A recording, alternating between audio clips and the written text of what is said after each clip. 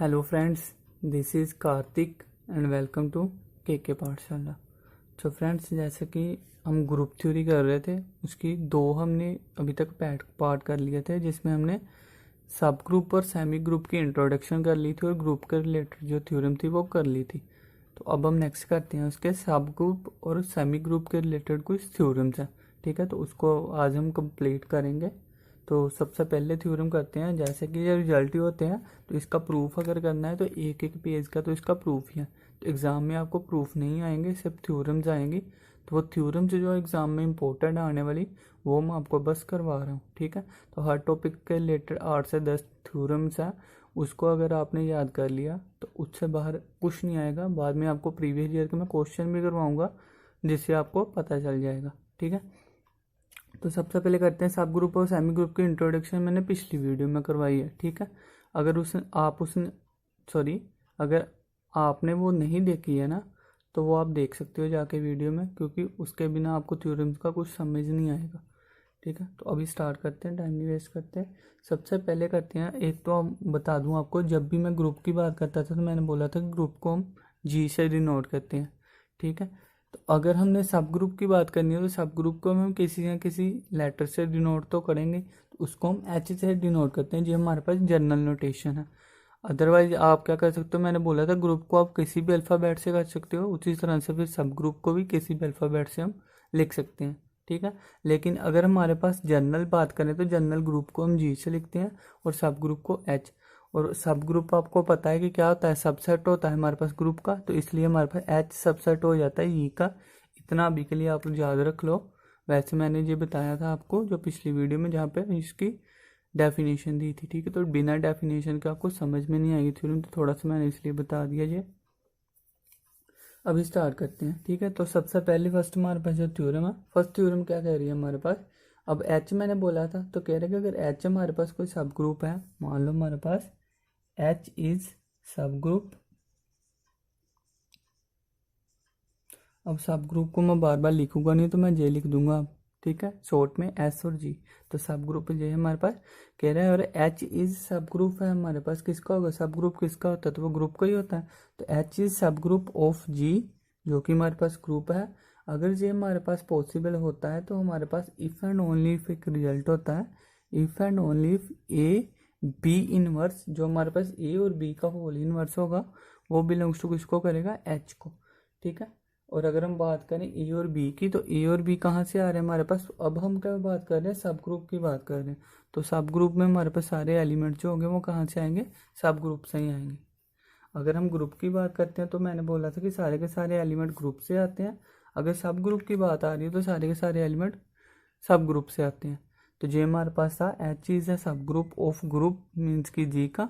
If and only if हमारे पास ये है, अदरवाइज हम इस तरह से भी लिखते हैं इफ एंड ओनली इफ को। मीन्स कि अगर हमारे पास सब ग्रुप दिया है कोई ग्रुप का, तो ए बी का इनवर्स बिलोंग्स टू करेगा उन दोनों की मल्टीप्लीकेशन सब ग्रुप को। अगर यही हमारे पास दिया होगा कि जे बिलोंग्स टू कर रहा है, तो ये हमारे पास सब ग्रुप होगा ग्रुप का, ये हम मान के चलेंगे। ठीक है, तो if and only if result है। तो आपको एग्जाम में किसी तरह से भी पूछ सकता है, किसी इधर से भी, लेफ्ट से भी और राइट से भी, तो दोनों तरफ से आपने याद करके चलना है। इसलिए सेकंड थ्योरम करते हैं। अब सेकंड रिजल्ट क्या कहता है हमारे पास, कह रहा है कि अगर इंटरसेक्शन है हमारे पास दो सब ग्रुप की, तो हमारे पास सब ग्रुप बनेगा कि नहीं। ठीक है, तो इंटरसेक्शन ऑफ टू सब ग्रुप इज अगेन अ सब ग्रुप। ठीक है, तो क्या कह रहा है, इंटरसेक्शन ऑफ टू सब ग्रुप अगेन अ सब ग्रुप। अब एग्जाम में आपको सीधा भी नहीं पूछ सकता, घुमा के कैसे पूछ सकता, तो वो मैं बता देता हूँ। इंटरसेक्शन ऑफ टू सब ग्रुप कह रहा है कि अगेन अ सब ग्रुप, तो हमारे पास क्या दे देगा एग्जाम में, कहेगा कि H1 एंड H2, जो अल्फ़ाबेट कोई भी हो सकता है, मैं जनरल के लिए ले रहा हूँ।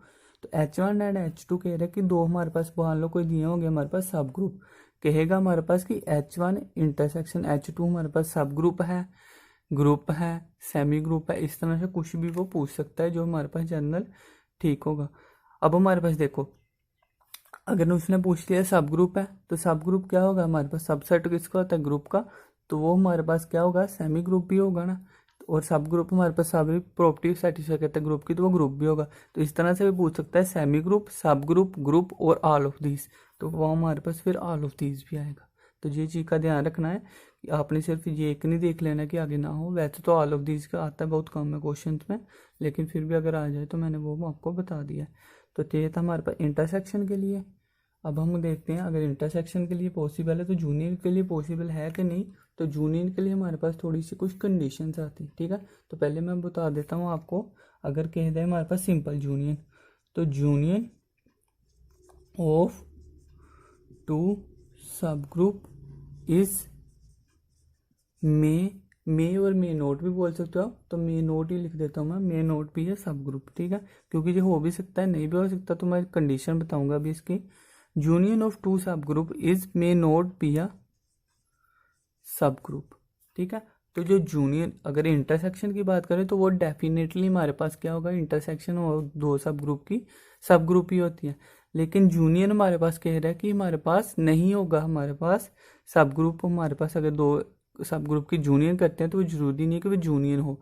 तो फिर कब होगा, तो वो कंडीशंस होगी। तो जैसे मैंने आपको फर्स्ट जो वीडियो थी उसमें मैंने बताया था कि बिलियन वो नहीं होता है कोई ग्रुप, कब होता है, तो उसके लिए मैंने कंडीशन बताई थी। तो उसी तरह जूनियर नहीं होता है तो कब होता है, तो अब उसके लिए मैं कंडीशन बताऊंगा। तो बिलियन के मैंने 3 बताई थी कंडीशन, अगर याद हो। एक क्यूमुलेटिव होता है, और क्या होता है कि अगर बोथ की स्क्वायर है तो ईच की स्क्वायर इक्वल टू होता है मल्टीप्लाई में। तो वो देख लेना वीडियो में, वैसे मैंने बनाई हुई है, ठीक है। अब हम देखते हैं इसकी कंडीशन, ठीक है। तो जूनियर ऑफ दो सब ग्रुप हमारे पास सब ग्रुप कब होगा हमारे पास, ठीक है। तो क्या कहेंगे, जूनियर ऑफ टू सब ग्रुप आल्सो सब ग्रुप। चलो मैं लिख देता हूँ, जूनियर ऑफ टू सब ग्रुप इज आल्सो अ सब ग्रुप। कब होगा, इफ एंड ओनली इफ, ठीक है। तो इसमें हमारे पास कंडीशन लग जाएगी if and only if both सब ग्रुप कंटेन और सबसेट ऑफ ईच अदर, ठीक है। तो क्या कह रहा है, बोथ सब ग्रुप कंटेन और सबसेट ऑफ ईच अदर। अब इसको मैं समझा देता हूँ कि लिखा क्या है मैंने, ताकि आपको समझ में आ जाए। कह रहे जूनियर ऑफ दो सब ग्रुप, ठीक है। तो जूनियर पहले सब ग्रुप मान लेते हैं हम, H1 और H2, ठीक है। ये हमने दो कोई सब ग्रुप मान लिया। अब कह रहे कि इसकी जूनियर हमारे पास सब ग्रुप होगी।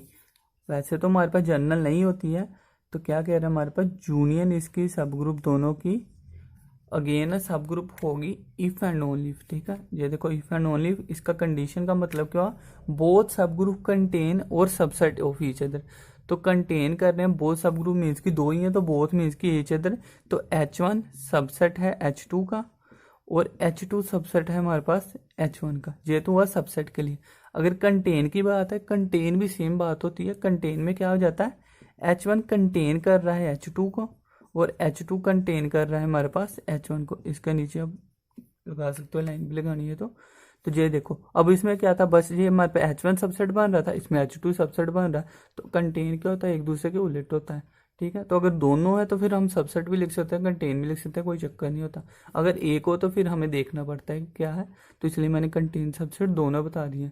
अदरवाइज एग्जाम में जिस तरह से पूछेगा आपने उसी तरह से उसका आंसर देना है। तो ये इसलिए मैंने दोनों बता दिए आपको, एग्जाम्पल के साथ बताए हैं, ताकि एग्जाम्पल आपको एग्जाम में समझ में आ सके। क्योंकि जनरल थ्योरम नहीं पूछते, वो थोड़ा घुमा के इसी तरह से पूछेगा अगर पूछेगा तो, ठीक है। तो ये याद होना चाहिए आपको। यूनियन की कंडीशन होती है कि दो सब ग्रुप हमारे पास सब ग्रुप अगेन कब होंगे, अगर वो बोथ क्या कर रहे हैं, कंटेन कर रहे हैं, जो सबसेट है ईच अदर के। आई होप अब आपको समझ में आ गया होगा। तो ऑल राइट, अब हम करते हैं नेक्स्ट थ्योरम, ठीक है। तो नेक्स्ट हमारे पास फिफ्थ थ्योरम है, जो कह रही है हमारे पास, अभी तो हमने क्या किया है जूनियन के लिए। अब हमारे पास क्या कह रहे हैं कि दो हमारे पास क्या है, कोई सब ग्रुप हैं, तो उसका जो मल्टीप्लिकेशन होगा ना वो भी हमारे पास ग्रुप ही होगा, लेकिन कंडीशन के साथ। तो क्या कह रहा है, इफ, चलो अभी मैं फिर से ले लेता हूँ, मान लो H1 H2 ही ले लिया मैंने, H, चलो के ले लेता हूँ, जैसे जनरल थ्योरम देखी हुई है तो उसी तरह से मैं लिख देता हूँ। H एंड के हमारे पास क्या कह रहा है, आर टू सब ग्रुप। H और के दो सब ग्रुप हैं, और किसके सब ग्रुप हैं, ये तो ग्रुप के सब ग्रुप है, ठीक है। H and K are two subgroup of group G, then then कह रहा है हमारे पास एच के, दोनों का मल्टीप्लिकेशन हो गया ना, तो एच के इज सब ग्रुप ऑफ जी, कह रहा है कि जो इसका मल्टीप्लिकेशन होगा वो भी सब ग्रुप हो जाएगा जी का, इफ एंड ओनली इफ कब होगा हमारे पास, अगर एच के इक्वल टू किसके हो जाए, एच के इज इक्वल टू किसके हो जाए, के एच के। ठीक है, तो इसका मतलब क्या है, ये भी देखो एच के इक्वल टू के एच है, तो इसका मतलब कि ये क्यूमुलेटिव है। तो एग्जाम में ये भी पूछ सकता है कि if and only if it is cumulative, तो ये चीज़ का ध्यान रखना है आपको, जनरल घुमा के किसी तरह से भी पूछ सकता है। तो क्या बोला है पहले समझा दूँ, H and K are two subgroup of group जी, तो वहाँ पे एच एंड के नहीं भी दे सकते, सीधा बोल सकते to subgroup of group जी हमारे पास अगर गिवन है, देन उनका मल्टीप्लीकेशन ऑफ सब ग्रुप ऑफ जी, मीन्स कि उन दोनों को मल्टीप्लिकेशन जो करेंगे वो भी सब ग्रुप होगा, ग्रुप जी का ही एक ही ग्रुप रहेगा, तो उनका मल्टीप्लिकेशन सब ग्रुप कब होगा, जब वो दोनों क्या होंगे, क्यूमुलेटिव हो गए, मीन्स कि दोनों इक्वल हो गए। तो अगर एलिमेंट के हिसाब से देखो तो यहाँ ए बी बी सी कुछ भी लिख सकता है, जनरल मैंने ये बता दिया, और बिना एलिमेंट के भी लिख सकता है, तो वो भी मैंने आपको बता दिया। ठीक है, तो किसी तरह से एक ही क्वेश्चन को 3 और 4 तरह से घुमा के बोल सकता है वो, तो इसलिए आपने एक एक मैं कंडीशन को बता रहा हूँ कि किस तरह से वो पूछ सकते हैं। ठीक है, तो अब हम करते हैं नेक्स्ट क्वेश्चन, जो थ्योरम है हमारे पास। अब नेक्स्ट थ्योरम क्या कह रही है हमारे पास, अब आपको अगर आप देखो तो हमारे पास में कुछ होते हैं लेफ्ट कोसेट, कोसेट होते हैं सॉरी, ये होते हैं कोसेट। तो जो हमारे पास सेट होते हैं ना, सेट से ही बनते हैं हमारे पास कोसेट। अब हमारे पास कोसेट आपके सिलेबस में है नहीं, ठीक है, तो इसलिए मैं इस पर जाऊंगा नहीं, क्योंकि इसकी पूरी एक आपको थ्योरम समझनी पड़ेगी, एक डेफिनेशन समझनी पड़ेगी, फिर आपको कोसेट इसके समझ में आएंगे। तो इसके रिलेटेड जो सब ग्रुप और सेमी ग्रुप के साथ रिलेटेड क्वेश्चन बन रहे हैं ना, तो वो मैं आपको ऐसे ही करवा देता हूँ, आप इसको याद रख लो। थोड़ा सा मैं वहाँ पर जनरल क्वेश्चन के साथ आपको बता दूंगा कि क्या होता है, लेकिन इसको ज़्यादा डिटेल में समझने की ज़रूरत नहीं है, क्योंकि जो हमारे सिलेबस में भी नहीं है और आपको एग्जाम में पूछा भी नहीं गया कभी, तो इसलिए इस पर ज़्यादा ध्यान नहीं देंगे। इसके रिलेटेड सब ग्रुप और सेमी ग्रुप से एक क्वेश्चन पूछा गया, तो इसलिए मैंने इसके रिलेटेड 3-4 थ्योरम बनती हैं, तो वो मैं आपको करवा दूंगा। ठीक है, तो अभी हम 6th थ्योरम करते हैं, तो इसी के रिलेटेड है, तो इसलिए मैंने बोल दिया आपको। तो कह रहा है कि अगर टू राइट कोसेट हैं हमारे पास, आर आइदर डिसजॉइंट और आइडेंटिकल होंगे। ठीक है, तो क्या करते हैं, हमारे पास टू राइट कोसेट हैं, तो पहले तो मैं आपको बता दूंगा कोसेट होते क्या, तभी समझ में आएगा। तो देखो जैसे हमारे पास एच है, कोई सब ग्रुप हो सकता है, उसके साथ कोई ये एलिमेंट है, तो अगर ये क्या हमारे पास राइट कोसेट होगा, अभी ये हमारे पास क्या है, जैसे H A is equal to H K आ सकता है, और जे को हमारे पास है A H is equal to H. ठीक है, अब एच की जगह आप ए भी लिख सकते हो कि ए से एलिमेंट आ रहे हैं एच के। ठीक है, तो जहाँ पे आप एलिमेंट भी लिख सकते हो और सब ग्रुप भी लिख सकते हो, तो इस तरह से होता है। जे हमारे पास क्या हो जाएगा, लेफ्ट कोसेट और जे राइट कोसेट, तो अगर जे इक्वल टू इसके है तो जे लेफ्ट है, जे इक्वल टू इसके है तो जे राइट कोसेट है, तो इस तरह से होता है। इसको ज़्यादा ध्यान में रखने की जरूरत नहीं है, फिर भी मैंने थोड़ा सा आपको बेसिक बता दिया, क्योंकि थ्योरम के लिए समझना जो जरूरी है, अदरवाइज वो फिर क्रैम ही हो जाएगा। तो मैं नहीं चाहता कि कोई भी चीज़ आप क्रैम करो, ताकि आपको बाद में भूल जाए। समझ के करोगे तो भूलेगी नहीं कभी चीज़। ठीक है, तो अब हम क्या करते हैं, मैंने बोला two right coset are either disjoint और आइडेंटिकल, तो ये काफ़ी इंपॉर्टेंट थ्योरम है। ठीक है, two right coset are either disjoint. अब डिसजॉइंट आपको पता होगा, फिर मैं बता देता हूँ, अगर नहीं पता तो आइडेंटिकल एंड नहीं आएगा, जहाँ पे और आएगा ना, एक ही टाइप पे एक ही चीज़ हो सकती है ना। ठीक है, अब क्या कह रहे हैं, टू राइट कोसेट हमारे पास क्या होंगे, आइदर डिसजॉइंट होंगे और आइदर आइडेंटिकल होंगे। ठीक है, तो अब हमारे पास देखो, पहले हम टू राइट कोसेट ले लेते हैं, एग्जाम्पल के साथ बताता हूँ मैं। तो मैंने क्या मान लिया कि एच ए और दूसरा क्या मान लिया, एच बी। एक मिनट, एक मैंने मान लिया एच ए और दूसरा मान लिया एच बी। जे हमारे पास क्या आ गए, दो राइट कोसेट। आई थिंक मैंने जो पीछे बताया आपको वहाँ पे एच बता दिया, जो एलिमेंट होगा ना जिस साइड, उसको हम बोलते हैं कोसेट। तो एक एलिमेंट जहाँ राइट साइड बन रहे हैं, ए और बी एलिमेंट है जो एच से ही आ रहे हैं, जो ग्रुप से आ रहे हैं, तो वो राइट कोसेट होते हैं। आई थिंक मैंने एच वाला बता दिया, देख लेना वो ध्यान से आप। तो ये हमारे पास दो राइट कोसेट बन रही हैं। अब कह रहा है कि ये आइदर डिसजॉइंट हो गए और आइडेंटिकल। तो हमने जो सेट किया था, सेट में मैंने बोला था कि अगर ए बी और डिसजॉइंट है, तो उसका मतलब क्या था, ए और इंटरसेक्शन बी की फाई होती है, मीन्स कि उसमें कोई भी एलिमेंट नहीं होता है। तो सेम यही यहाँ पे होगा। अगर ये दोनों क्या बोल रहा है कि आइदर क्या होगा डिसजॉइंट, तो मीन्स कि एच ए की इंटरसेक्शन एच बी के साथ इक्वल टू क्या होगी 5, और दूसरा क्या हो सकता है आइडेंटिकल। तो आइडेंटिकल का मतलब इक्वल ही होता है, तो H A is equal to H B. ठीक है, तो अब क्या हो गया हमारे पास, two right coset are disjoint और आइडेंटिकल। आइदर डिसजॉइंट मीन्स की और आइडेंटिकल। तो ये दो राइट कोसेट हमने लिए, वो जहाँ तो ये होंगे जहाँ जी होंगे। ठीक है, तो इन दोनों के बीच में और लगा सकते हो आप। तो ये तो मैंने समझाने के लिए आपको बताया। तो आई होप समझ में आ गया होगा। यही था, सिंपल सा था, वैसे ज़्यादा कुछ था नहीं इसमें। अब हमारे पास क्या है, नेक्स्ट करते हैं। तो नेक्स्ट हमारे पास क्या कह रहा है, कह रहा है every element of a group is its own inverse. अगर हमारे पास कोई एलिमेंट है, एवरी एलिमेंट ऑफ ग्रुप, कोई भी अगर एलिमेंट है हमारे पास ग्रुप का, कह रहा है is its own inverse, is it own inverse. मैं बाद में एग्जांपल से समझाता हूँ तो आगे आपको समझ में आए, लेकिन जो मैं समझाता हूँ पहले सुना करो साथ साथ में, इसको स्किप मत करना। अदरवाइज मैं कुछ बोलूँ तो हो सकता है कि आपके फिर गलत हो जाए, तो कन्फ्यूजन हो सकती है बाद में आपको।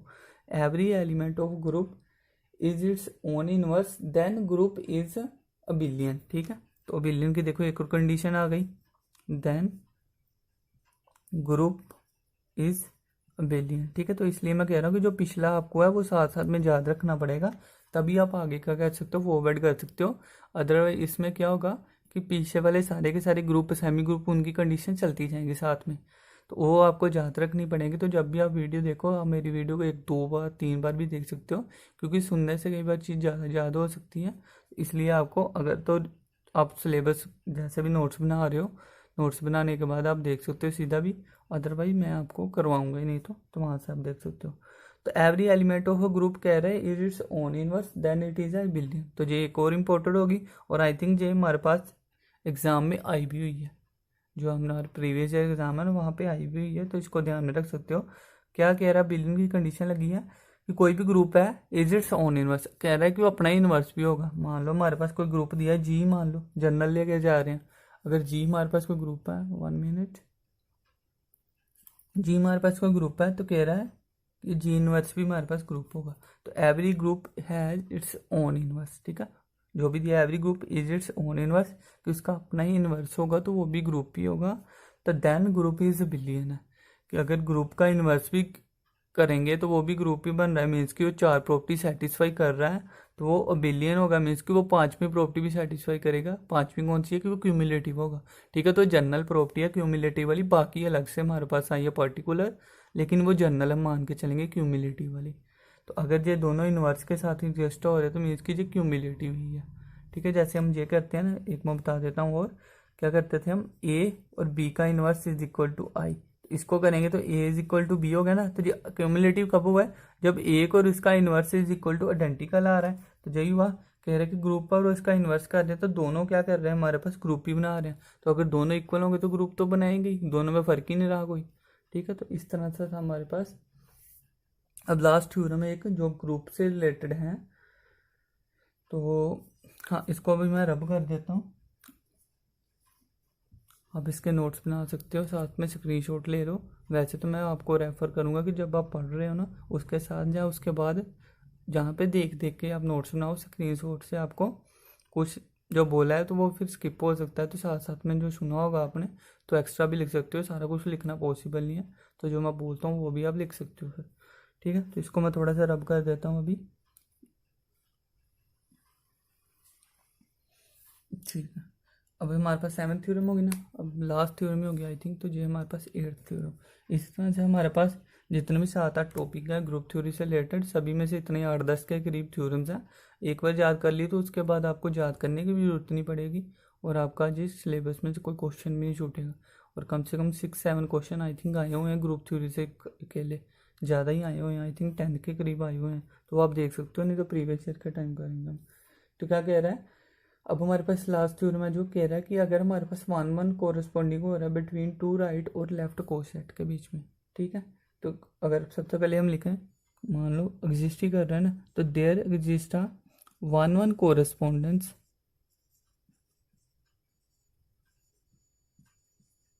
There exist a one one corresponding, या कोरस्पॉन्डिंग लिख लो, वन वन कोरस्पॉन्डिंग बिटवीन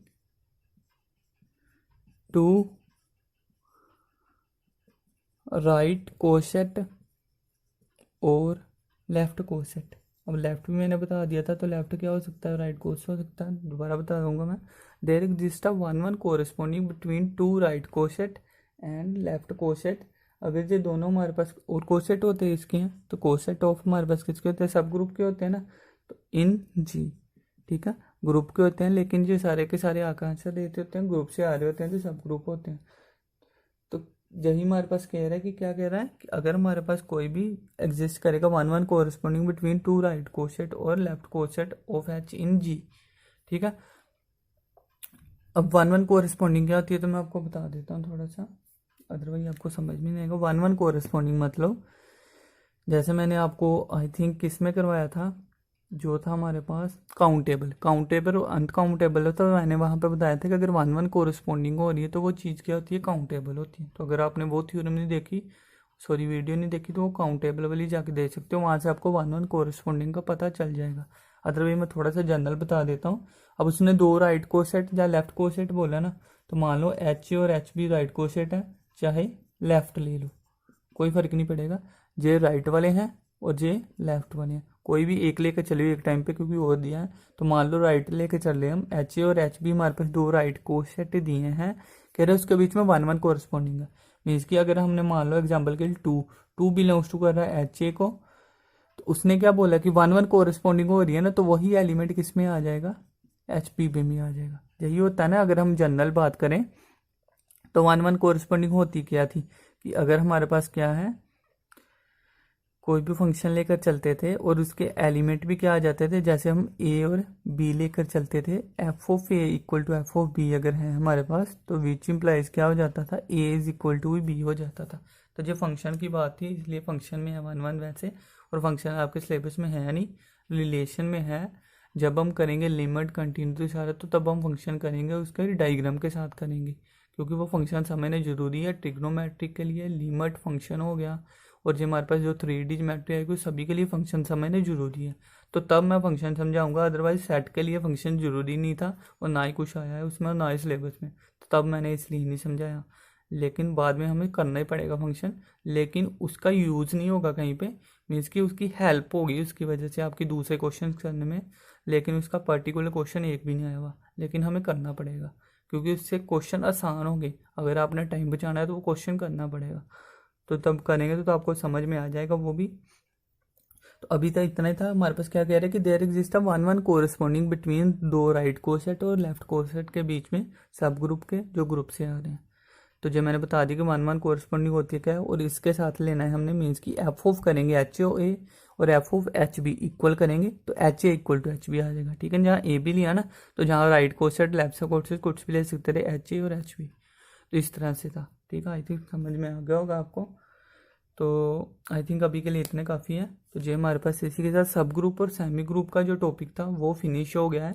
इसके बाद हमारे पास लैग्रेंज की थोड़ी सी थ्योरम है, फिर हम करेंगे नॉर्मल सब ग्रुप और परमोटेशन सब ग्रुप, ठीक है। तो फिर थोड़ा सा आई थिंक यही होगा, सब ग्रुप खत्म हो जाएगा, फिर हम ग्रुप के बाद क्या है हमारे पास, रिंग है, फील्ड है, तो सारा सब ग्रुप का ही है, और उसमें से क्वेश्चन आए हुए हैं, तो सारे करना पड़ेगा हमें। अभी के लिए इतना ही। अभी एक इम्पोर्टेंट बात बतानी थी मैंने, तो वो आप सुन सकते हो। जैसे कि बच्चों का, मुझे 3-4 बच्चों का, आई थिंक 4 बच्चों का कॉल आई थी कि अगर आप ऑनलाइन पढ़ा रहे हो, मीन्स कि ऐसे सिलेबस नहीं ख़त्म होगा, हमें जल्दी सिलेबस आपसे पढ़ रहे हैं, तो वो कह रहे थे कि ऑनलाइन अगर हमारे पास फ़ीस पे करनी है आपने, तो उसके लिए मैं बता रहा था कि अगर आप तो देख सकते हो वैसे, कि जहाँ भी आपने देखा होगा ऑनलाइन या ऑफलाइन, तो कोई हमारे पास क्या कर रहा है, 10 ले रहा है, 12 ले रहा है, कोई 8 ले रहा है, तो इसके करीब ऑलमोस्ट सभी ले रहे हैं फ़ीस। तो अगर आपने सोचा है कि करनी है वो फ़ीस अप्लाई करनी है, तो आप मुझे बता दो। कॉल की थी जैसे 4-5 बच्चों ने, जिन्होंने भी, तो सभी मुझे क्या कर दो, आप पूछ लो जहाँ जहाँ से आप देख सकते हो, आउटसाइड, ऑफलाइन, जहाँ ऑनलाइन, जहाँ से भी, सभी जगह से कंफर्म करके कि कितनी कोई फ़ीस ले रहा है, तो मुझे आप बता सकते हो कि आपको कितनी फ़ीस चाहिए।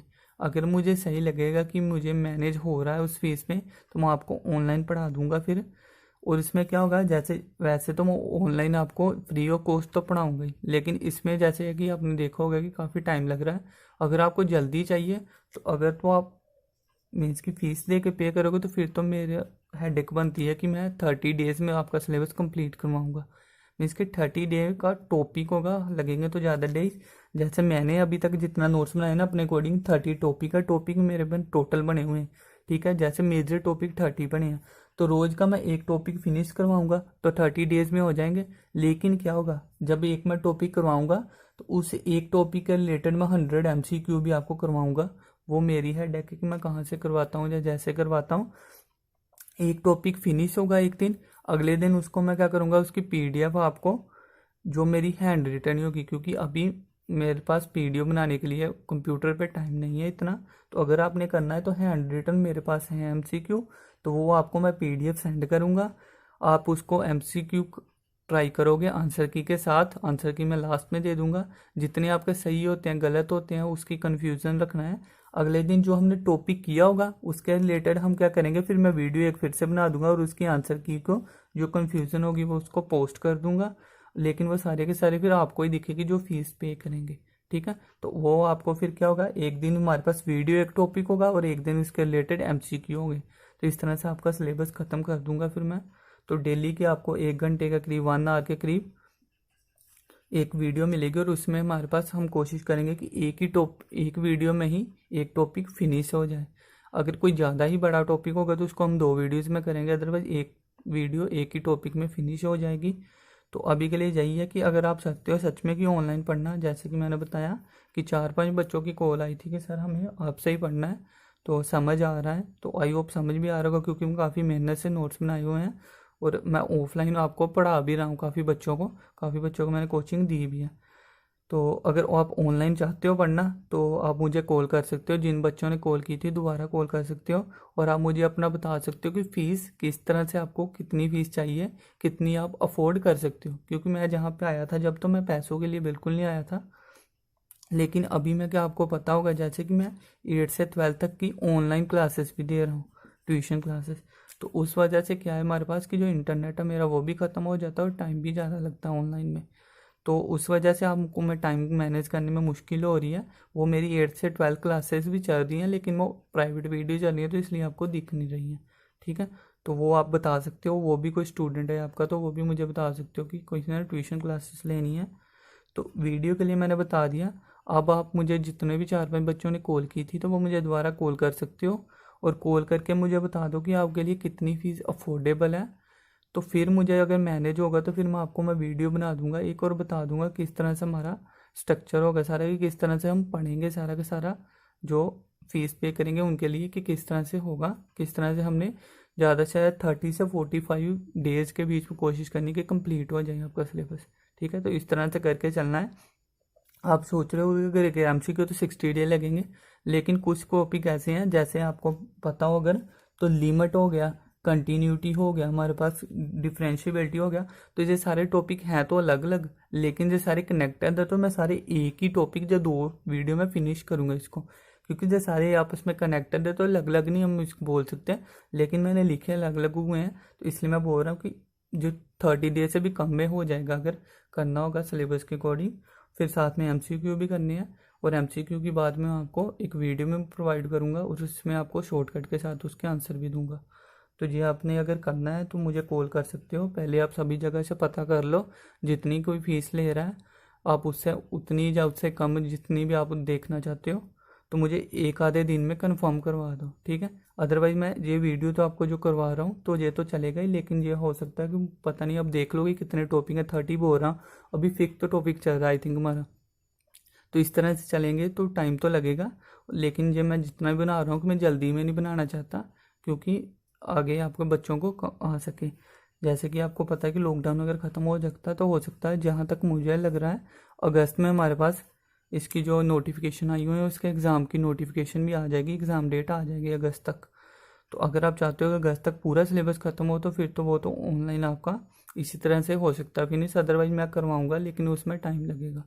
तो अगर तो आप फ्री में चाहते हो तो फिर आप नेक्स्ट जब टेस्ट होगा तो उसके लिए आप कर सकते हो तैयारी, अदरवाइज अभी के लिए तो आपको मैं करवा रहा हूँ, ये नहीं मैं फ्री ऑफ कॉस्ट नहीं करवाऊँगा, लेकिन उसमें टाइम लगेगा। अगर आप जल्दी चाहते हो तो उन बच्चों ने जिन्होंने कॉल की थी तो उनके लिए मैंने ये सारा प्रोसीजर समझाया है, जो सभी के लिए नहीं है।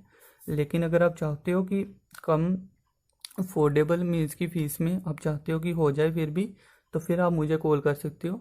आप मिस कॉल कर दो, चाहे मैं बैक कॉल कर दूंगा। 2 स्टूडेंट्स ने मेरे मिस कॉल ही की थी आई थिंक, जब मुझे फ़ोन नहीं उठा पाया, मैं बिजी था थोड़ा, तो मैं वापस कॉल भी कर दूंगा। अदरवाइज़ आप कॉल कर सकते हो, तो वहाँ पे पूछ सकते हो आप। तो जितनी अभी मुझे चाहिए आपसे कि जितनी फ़ीस आप अफोर्डेबल कर सकते हो वो मुझे बताओ। क्योंकि कोई मुझे बता रहा था कि सर हम 7 दे देंगे, कोई बोल रहा था 6 दे देंगे, कोई कुछ बोल रहा था। तो वो जो मुझे सही लगेगी, कोई 5 बोल रहा था, तो जो मुझे सही लगेगी उसकी मैं एक वीडियो बना दूंगा। क्योंकि हमने जनरल रखनी है सभी के लिए, एक ही, अलग अलग फीस स्ट्रक्चर नहीं रखना है, तो सभी के लिए एक ही रखना है। क्योंकि साथ में पढ़ेंगे तो गलत हो जाएगा कि अलग अलग फीस लूँ मैं। तो वो मुझे आपने बता देना है, तो फिर मुझे जो सही लगेगी वो मैं आपको एक वीडियो बना दूंगा और किस तरह से उसके लिए प्रेपरेशन करनी है। ज़्यादा से ज़्यादा 30 to 45 डेज़ में हम फिनिश करेंगे। पूरी मेरी हेडेक है, क्योंकि मैंने अगर फीस ली होगी तो वो मुझे पता है कि मैंने पढ़ाना ही पढ़ाना है फिर। तो ये अभी तो मैं शौक के लिए कर रहा था, लेकिन अगर चाहते हैं वो स्टूडेंट्स तो फिर मुझे कंफर्म करवा देना। तो अगर आप बताओगे तो फिर मैं क्या करूँगा, 2 या 3 दिन में आपकी फिर ये क्लासेस स्टार्ट भी हो जाएंगी। एक बैच मैं स्टार्ट कर दूँगा जिसमें आपको ये सारा का सारा कंप्लीट करने की मैं पूरा कोशिश करूँगा कि 30 से 45 डेज़ में होगा। क्योंकि आपको डेली की 1 आवर की वीडियो मिलेगी। और उसमें क्या होगा, पहले तो जैसे मैं अभी इसमें क्वेश्चन आंसर भी करवा रहा हूँ ना, तो उसमें मैं सिर्फ आपको पहले नोट्स कंप्लीट करवाऊँगा, फिर MCQ के साथ आपको क्वेश्चन करवाऊँगा, तो वो ज़्यादा फेवर में रहेगा। तो अगर किसी को लग रहा है कि करना है तो वो मुझे कॉल कर सकता है, जैसे कि स्टूडेंट ने की थी, तो दोबारा कॉल करके वो मुझे कंफर्म करवा दें कि कितनी फ़ीस वो चाहते हैं। ठीक है, फिर मुझे सही लगेगा तो ठीक है, नहीं तो अदरवाइज फ्री ऑफ कॉस्ट तो ये चल रहा है। लेकिन वही बात है कि फिर ये वीडियो रोज़ मेरे लिए मुश्किल हो जाता है, क्योंकि मेरी और भी क्लासेस चल रही हैं। तो लॉकडाउन के बीच में तो हो नहीं सकता, और जब लॉकडाउन खुलेगा तो वो एग्ज़ाम आ जाएगा, तो वो आपके लिए हो सकता है मुश्किल हो जाए। तो अभी के लिए इतना ही। अगर वीडियो पसंद आ रही है, मेरी टीचिंग पसंद आ रही है, तो इसको लाइक शेयर सब्सक्राइब करो। ज़्यादा से ज़्यादा सब्सक्राइबर बनाओ ताकि और भी हमारे साथ बच्चे जुड़ सकें। जितने बच्चे जुड़ेंगे तो उतना ही आपके लिए भी फ़ायदा होगा। और कल को अगर आप बोल रहे हो जैसे ये क्लासेस भी, तो उस अगर ज़्यादा बच्चे होंगे तो फीस भी उस हिसाब से मैं कम ही रखूँगा। क्योंकि ज़्यादा वे नहीं है मुझे कि पैसों के लिए करना है। अदरवाइज आप देख सकते हो ऑनलाइन में 12,000 तक ले रहे हैं कई बैच सेशन वाले। ठीक है, तो उसके लिए ये नहीं है मुझे कोई प्रॉब्लम। तो अभी मुझे कंफर्म करवा देना अभी के लिए आप। ठीक है, तो थैंक यू। और वीडियो फ्रेंड्स को बताओ, मुझे चैनल को